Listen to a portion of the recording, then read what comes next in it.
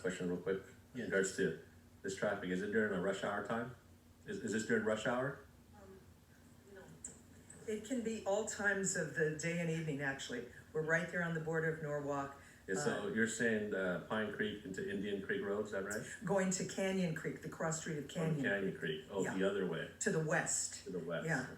Okay, because I was thinking maybe they're using Indian Creek as a shortcut from Alondra onto Bloomfield. They entry across from the Stater Brothers on Vagnon and go south, or rather west, onto Pine Creek, Pine Creek to the west, and then south again to on.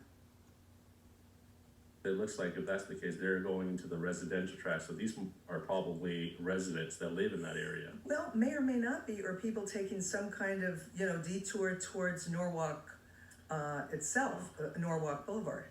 Yeah, if it's just normal traffic, I would see that'd be difficult for them just to drive through, just to get out, because it's almost like a maze once you go that way. Oh, we're familiar. Yeah, so I would probably suspect, I don't know, but they're going down Indian Creek back out to Bloomfield as a shortcut to avoid traffic at that intersection.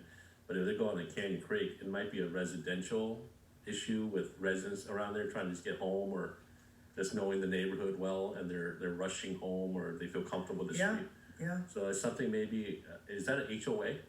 It is an HOA. We're Granada Park HOA, Homeowners Association. So I don't know, that's something you can take up For with the many HOA and decades. just send letters out to the residents, because the residents maybe, I don't know. Well, Councilmember Vo, this has been happening for enough years. First of all, the HOA meetings and correspondence is not as they used to be, and we're really seeking the leadership of the city council here to assign a staff to study possible measures.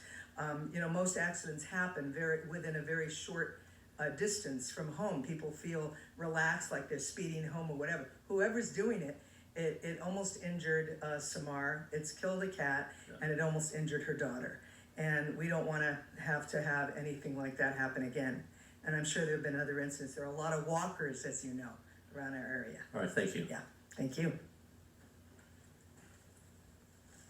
Thank you, Mayor, that's all I have. Thank you. In the past, when, we've had speed humps come up as a discussion point, it's always been presented that there's a liability associated with them. If someone has an accident, the agency that puts them in is held accountable for it.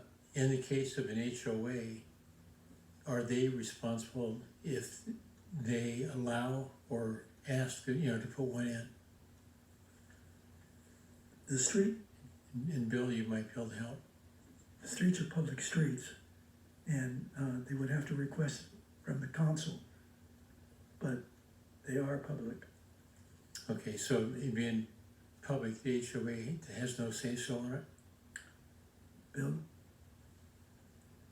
Yes, thank you, Mayor and members of the council. Without looking at any of the exact CCNRs, and as Mr. Galucci said, then they appear to be public streets, probably not. The HOA would not have enforcement or the ability to put any traffic control on there. However, the CCNRs themselves may speak to that, and we just have to look and see. Okay. Well, I think it'd be proper then that we have our staff look at it, since we've already put up a reminder of the speed limit. But I know in the past when we've had speeders, we had our sheriff's department go ahead and put a person out there to go ahead and monitor it. It seems that almost all the tickets that are given to residents of that local area.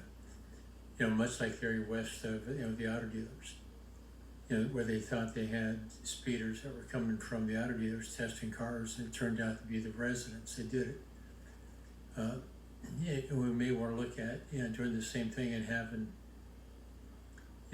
our deputies go ahead and monitor that and give a few tickets and see if that helps too. As long as we have someone looking into the options for the residents. And I guess I think we need council concurrence for that request. Yes. Okay, I think we have 4. I didn't hear Frank's. Okay, thank you.